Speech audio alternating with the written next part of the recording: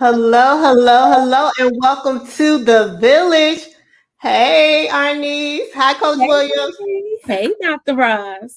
It feels weird that you're not sitting right beside me, but I hey. know. I can see you. I can reach you.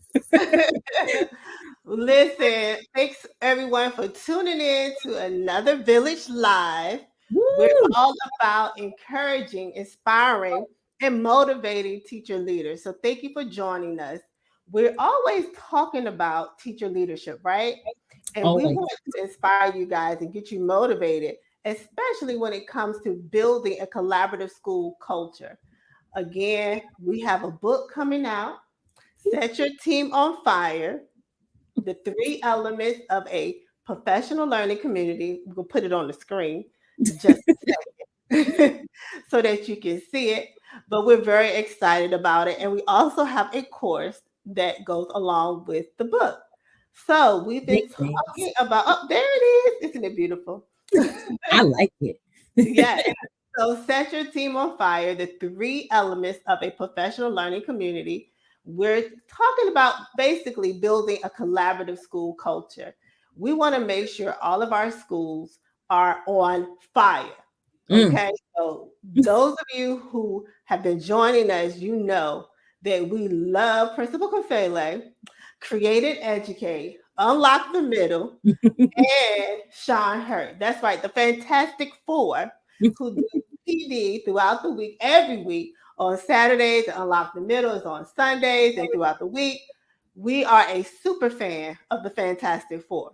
Woo! So today we are joined by one of our famous Fantastic Four members, Josh Tovar, who is here in the village. He supports the village All all the the time. time. And he's always giving us advice and tips and great nuggets.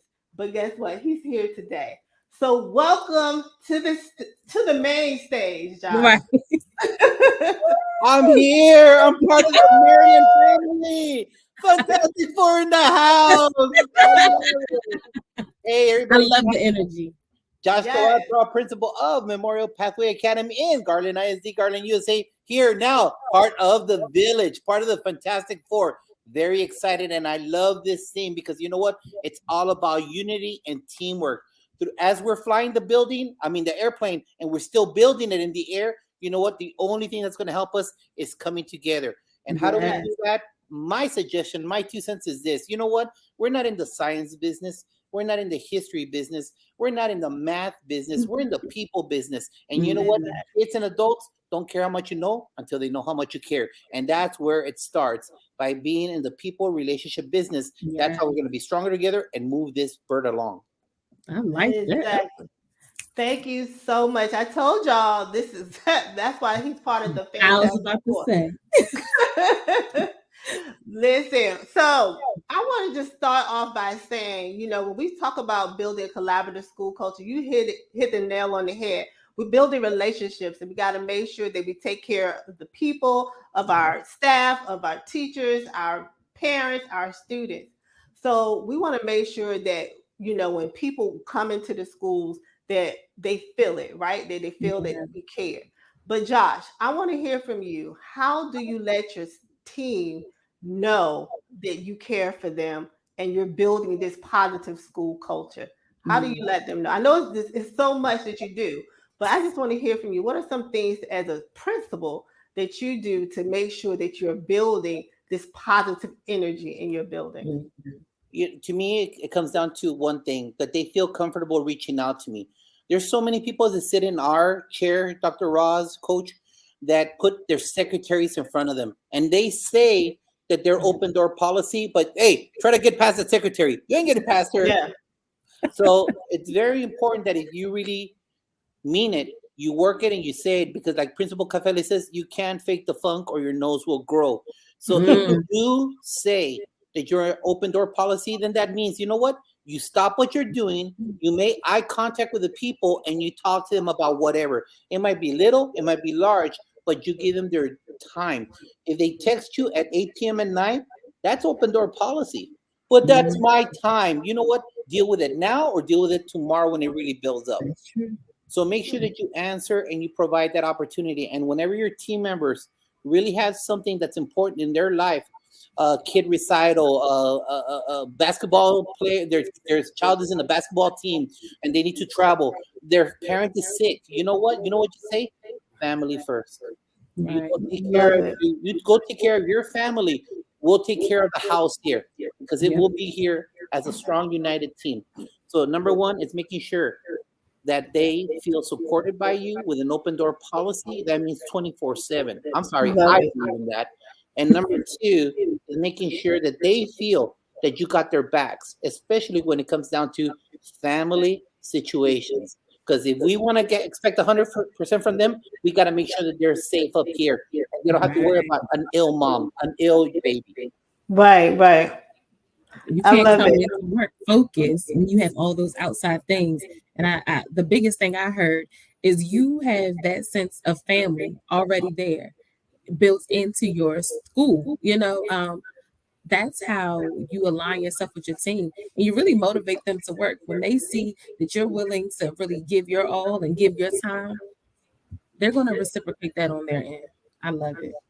Love it. So today we also want to talk about when you talk about building a collaborative team culture, we want to talk about that professional learning community because that's what we're focusing on is making Right. sure that we have our PLC set up and structured the right way. Well, within our book, we talk about matching our talents with our tasks. And one of the things as leaders that we need to do is first of all identifying our strengths as leaders and then also identifying the strengths of our team members because we want to make sure that we're being intentional about our work, making Mhm. sure that we are leveraging our strengths as a leader so that we can get the work done. Too often we kind of focus on our weak areas. We want to also make sure we focus on our strengths. So one of my strengths that I have is that I'm an arranger.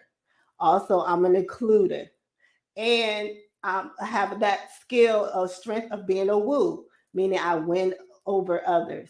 So I can get buy-in from teachers and from parents and different stakeholders. So I use those strengths within my work. So as I'm leading in my school, then I utilize my strengths. I want to hear from you, Josh. Josh, how important is it for leaders to leverage their strengths in this work? And I want to hear about some of your strengths too, Josh. You know what? It's very I'm starting my 31st year. I'm an old guy. Okay. So But you look like you're 31. I'm 31 years in the profession, and you know what I've learned? I've been from elementary, and I've taught at the university level courses. The longer I'm in this field, the more I don't know. That's what I find out, and Mm. it's crucial that the older that I get, I understand that, and I tell my team members around me, you know what? I have no idea. Let me call somebody. I can't fake the funk, and I tell them, hey, I'm a caveman. Let me learn. I want to learn with you at the same time because everything's different. When I was supporting a 6A high school in Texas with 2,550 kids, to right now the current campus with 250 kids, it's a total different mind shift. It's a total way of different seeing life, totally different. And so it's very important. Number two, that I surround myself with smarter people. I have an awesome assistant principal who's a whiz at computer stuff. I still use an abacus and I still use the protractor and I still use the pad. Hey, it's gotten me this far without any It trouble. works. Right. It works. It works. I'm not giving up. I'm too old now. But you know what? I surround myself with people that know that ability. And my job is number three to make sure I'm not a micromanager. It doesn't matter if it's Mm. during campus or if it's that big school that I told you about. You cannot micromanage because then you will die. That chair that we sit in, if you're an administrator out there, just understand that the chair you sit in sucks your spirit because you're dealing with people from above, people from below, from the community. Everyone's always yanking at you. And you got to make sure you keep your strength, always focus on safety and student success. And how do you do that? By making sure that you don't micromanage. You have smarter people around you that can talk to you, you listen to them, and most importantly, that when you don't know something, you say, hey, I don't know. Let's learn about this together, and we're adhering to policies and procedures from our district. Because the second we fall off the policies and procedures is the second that we get everyone in trouble. And that's what a wise leader does: is you don't get everyone in trouble. You keep everyone safe. Awesome, awesome. I like So that. that's so good. Hey Tammy, one of the teachers in my building. Thank you, one of the teacher leaders at my school. So one of the things, one of the things that we want to make sure of, again, I love what you're saying, Josh. You know how to, spread the wealth and get that buy-in from your team, and making sure that everyone feels valued, that that they're included. And I think that's something that leaders sometimes, kind of ignore. Like you said, you can't do everything yourself, and you can't know everything. So that's one of your strengths as a leader, is to recognize the strength in others. And that is so critical. So I want to talk to the teacher leaders out there. If you have a team that you're leading, that's something that you, as a leader in the building, you need to do, is recognize the strengths of your teammates, so that you guys can work collaboratively. And Coach Williams, you do a great job of that as well. Can you talk a little bit about how, when you're working in your team and you recognize, hey, this is someone's strength, and we can utilize that to get the work done? So I've had the opportunity to work with a lot of different styles, right? And so when you're meeting people for the first time, you know how you kind of hang back and let them kind of introduce themselves. Um, I have some very strong personalities, and I think about when I was in the classroom, those students who had those very strong personalities, you wanted to go ahead and draw them in. And I noticed that the person who has the biggest mouth or the biggest influence, I try to get them in first to see, one, what are their complaints? What are their concerns? Really trying to tap into some of the things, because there are valid concerns. And once you win that person over, you got it, right? So, for example, I'm not going to, put any names for, I don't want to be canceled. But anyways, I had a teacher who just did not like the pacing. They hated it. I was like, okay, well, we got to teach the kids. So let's work together and let's create a pacing that, one, appeases our curriculum, right? But also makes sense to serve our students. And it was like, well, are we going to get in trouble? Well, what is our first mission? Our first mission are these students, right? And when I said that, they were like, wait, what? Yeah, I'll take the hit, because we are aligning ourselves to this, what our students need, and we're going to help them be successful. And so once they saw that, it was easy, y'all. It was easy money, like kids say. But yeah, just really tapping in. And like you said, Josh, listening. You have to listen. You have to. If I could piggyback off on that, Coach, is that it's important that someone that sits in our chair, your job is to take bullets. Your job is to make sure you take bullets. And when people, and you know when it's the best time? When you take bullets and they don't know you took bullets for them. It's not your job to throw it in their face the next time they screw up. It's your job to take the bullets, because you know what? You chose leadership, as Principal Caffelli says. And you have to be on fire. And most importantly, like I said, protect everybody that's in your sphere of influence. And you know what? When you sit in our chair, you sit in any kind of leadership chair, you have to take bullets for each other. And you got to make sure that everyone feels supported, not only emotionally, but within the classroom, with classroom discipline, with grading policies. As long as we're doing everything that's in the policies and procedures of the district, then I got you all the way. And if you do fall off, we're all human. No one is flawless. You know what? After we're done with that, we'll have a conversation together and we'll say, this is how we're not going to do it again.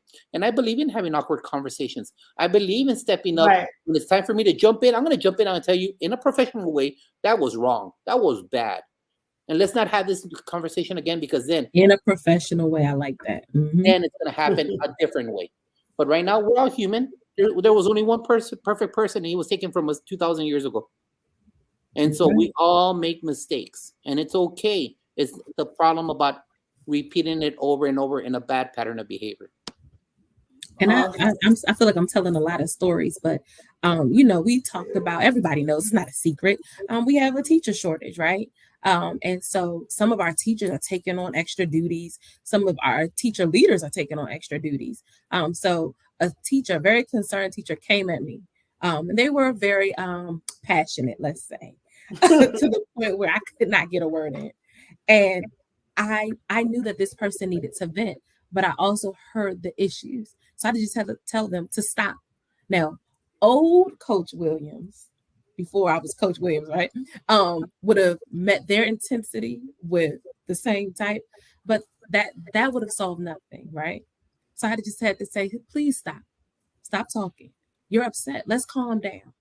I'm gonna come to you in 30 minutes. You know what I'm saying? I'm not leaving you, but we have to stop this conversation because right now you're so worked up. Recognizing that that person wasn't in the same headspace and they couldn't talk and verbalize what they needed, but still recognizing they needed some assistance.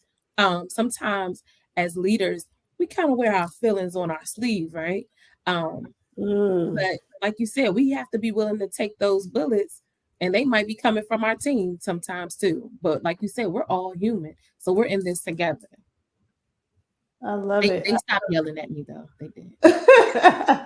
But one of the things that Tammy said in the comments is about building a sense of community. That person felt safe coming to you. And obviously they recognized something in you where they felt comfortable to come and share their issues and concerns. So that means that you have created an environment that is okay to come to you, right, as a leader in the building. And they didn't feel as though that you was going to take that and use it in a negative way. You know what I'm saying? So we have to build this sense of community in our schools. We want people to work together, to lean on one another. And again, we do that by building these safe places where teachers and everyone can take risk and feel supported. So I like what you're saying. Another thing that I love to do is recognizing future leaders in the building and see their strengths, because that's something that Josh talked about, is surrounding yourself by smart people. Well, even our new teachers come with us with great skill set. They're young, they have energy. Let's use that. Let's leverage their passion and their energy and their youth, right? They know technology. So let's use that and leverage it for our work.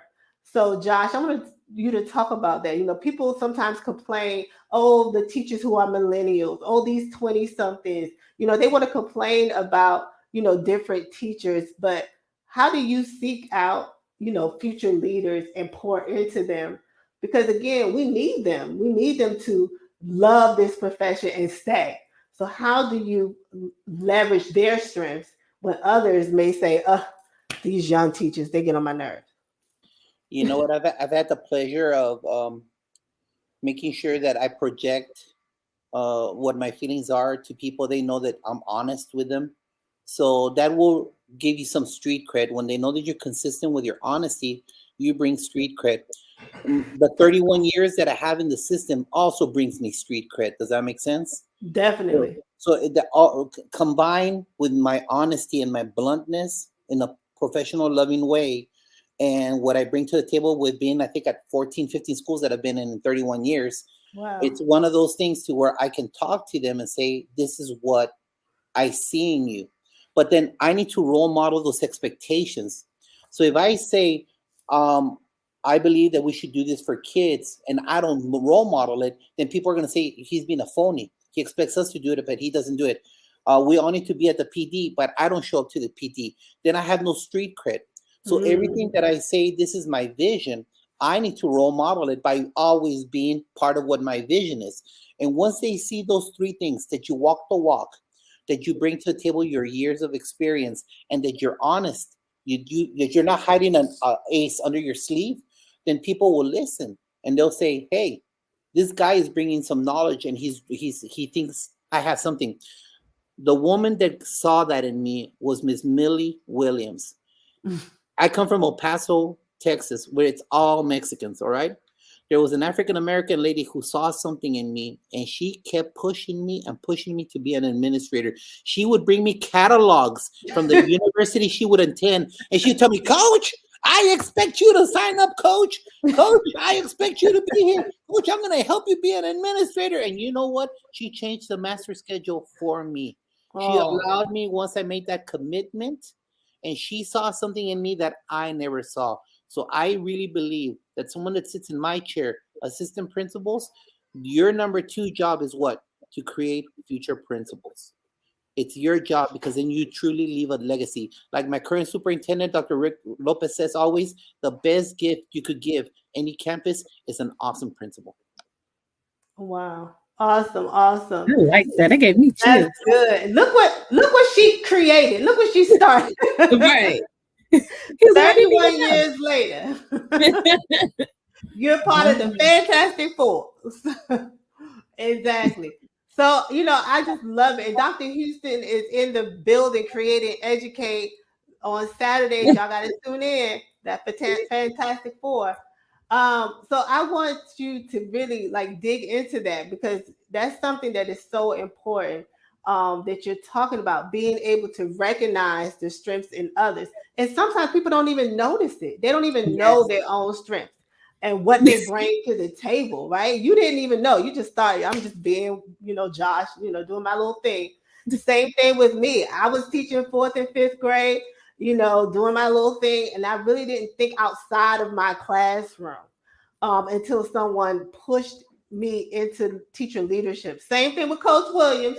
She's trying to be Yes. quiet. I'm trying to be quiet because the person who pushed me is on the live with us. He pushed me so hard. Yeah. He Exactly, pushed me so hard. I exactly. almost broke my neck. Yes, because some people need that push, and that is something that you have to do as a leader, even as a teacher leader. Look on within your team to see who's quiet, who's sitting in the back, who's not participating, and figure out what are their strengths, what are the things that they're passionate about, and let's bring it to the forefront within the team. Because again, if people don't feel a part of the community, they're going to check out, and our teacher shortage problem is going to get worse. So we Oh, want people to be a part of our community so that they can stay, yeah. especially within our schools. When you have schools that have, a problem with turnover every year, it's because people aren't invested. They don't feel a part of the community. So let's make sure we tap in to all of the members of our team and figure out what can they bring to the team. Don't ask them and say, oh, you Right. can ask them. But if they just say, well, I don't know, then just observe. And I think again, something that Coach Williams and I do, as a coach, you go and observe, and you see some of the great things that teachers are doing. And then when you have meetings, you highlight it and Yeah. say, "Oh, I was in this teacher's classroom, and this was an amazing thing." I'm an assistant principal now, Josh. So one of the things that I do, one of the things that I do is highlight it during staff meetings. I had teachers present at the staff meetings some of the awesome things that I've seen them do in the classroom. So that's what we have to do as leaders within our school, is really find the skill set and the strengths of our teachers Yeah. so that they can continue that. All right. And that will build that sense of community where everyone feels valued and appreciated, and and they're on fire. All right. So, Josh, that is something that Principal Confele talks about all the time, being on Yeah. fire. You talk about it. All of the members of the Fantastic Four talk about it. And Coach Williams and I have a whole book, Set Your Team on Fire. What does that mean, on fire? Mm.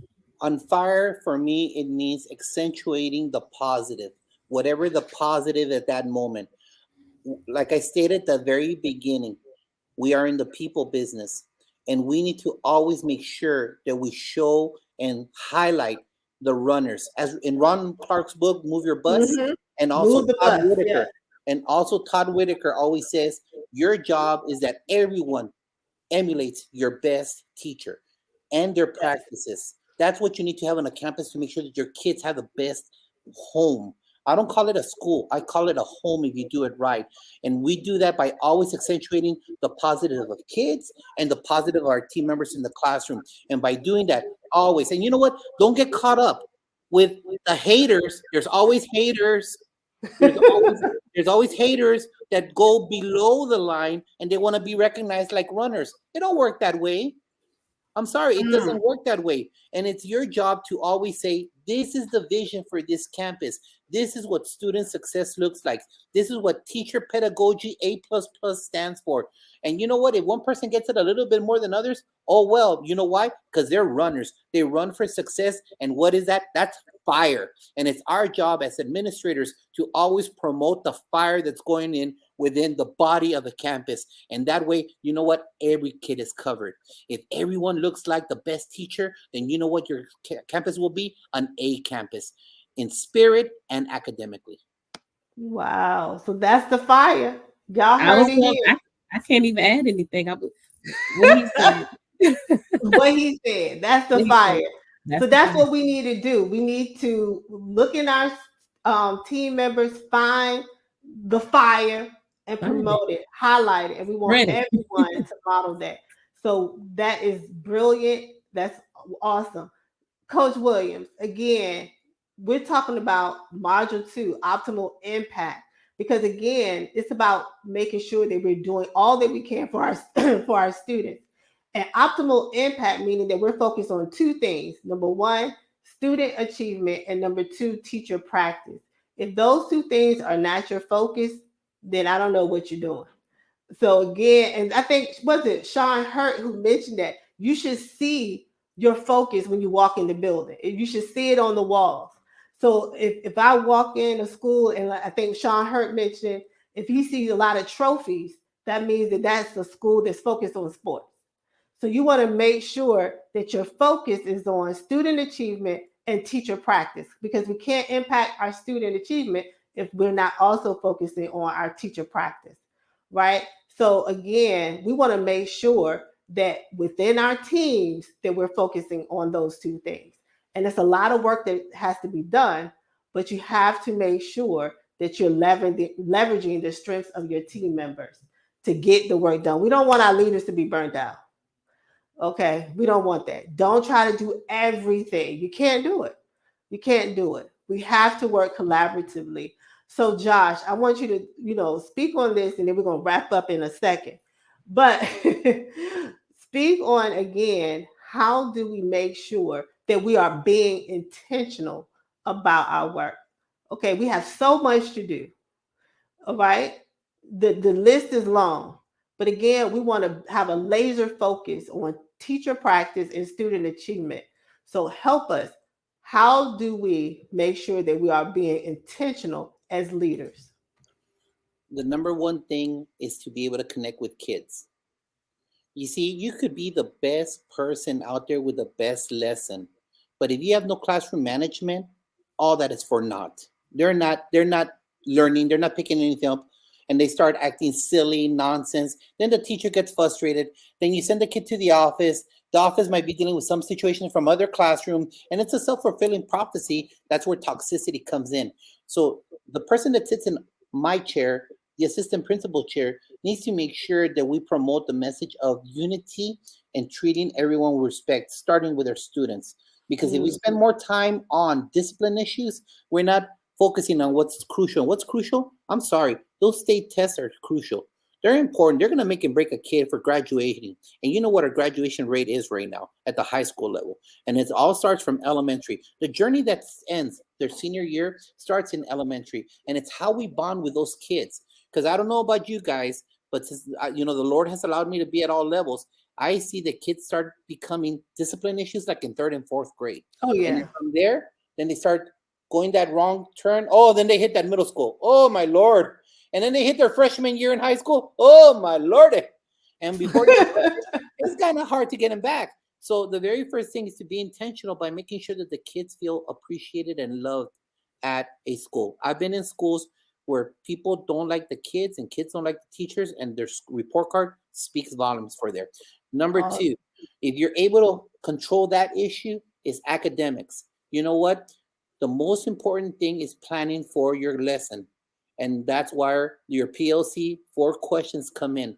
That you need to know how to use your time. If you finish too early the lesson, you know what's going to happen? Discipline issues. If you are too boring and you're the sage on the stage, guess what's going to happen? They're going to take out their cell phones, or they're going to start shoving each other with the backpacks and being silly. So it's very important that as administrators, we provide our team members call-in subs, if we have any, so that they could plan out their lessons. That's what Solution Tree tells us, to take out days to analyze and break down your TEKS or curriculum in Texas and plan it out for a 3-6 weeks period. That way, when you go in there, you're facilitating both SEL, loving the lesson, but also bell-to-bell instruction. And that's how you avoid the discipline issue.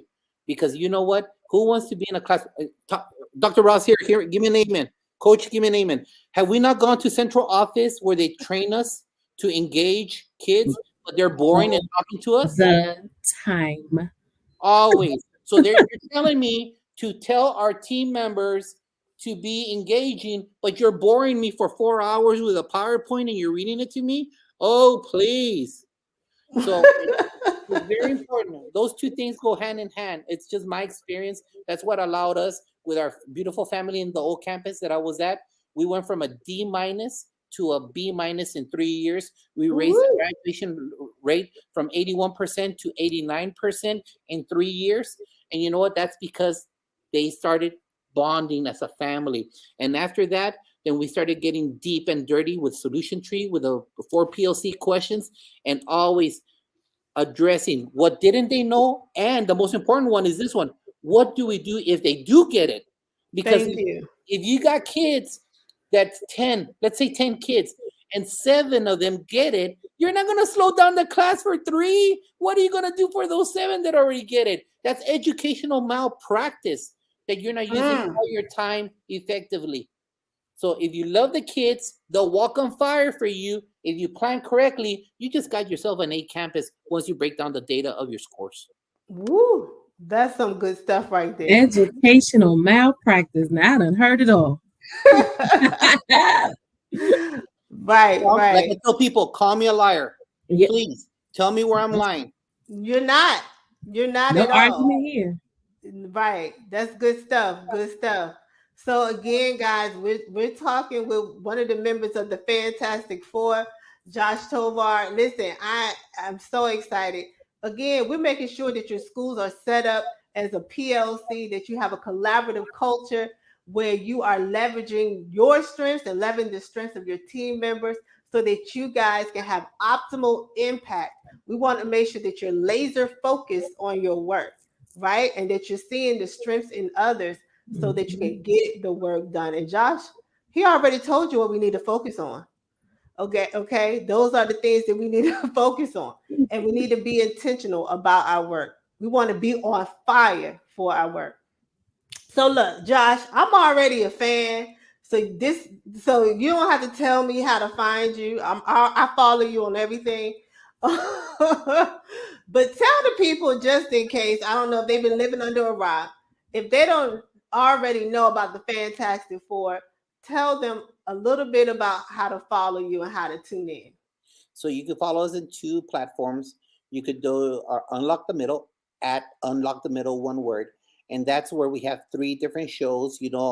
I support our Dean and Chris, who are the host of the show.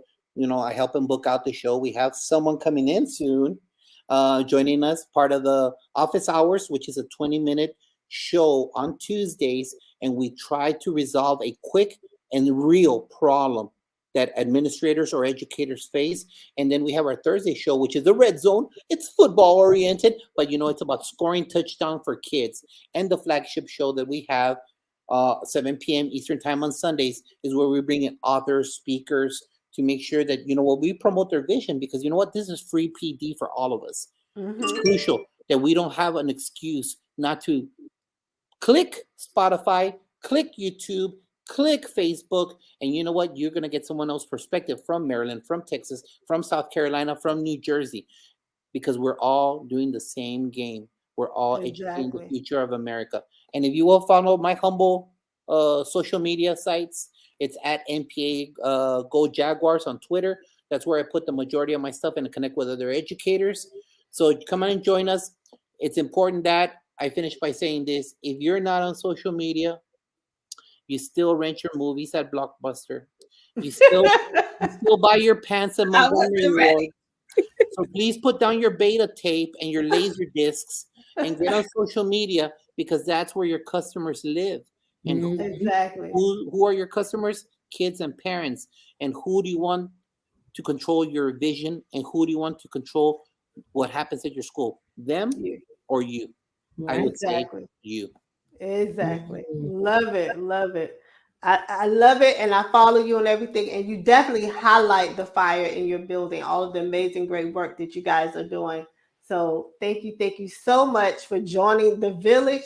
We're gonna put you behind the scenes, but don't log off, Josh. All right. Thank you so much. Fantastic Four. Thank you. Awesome. Listen, that was great stuff.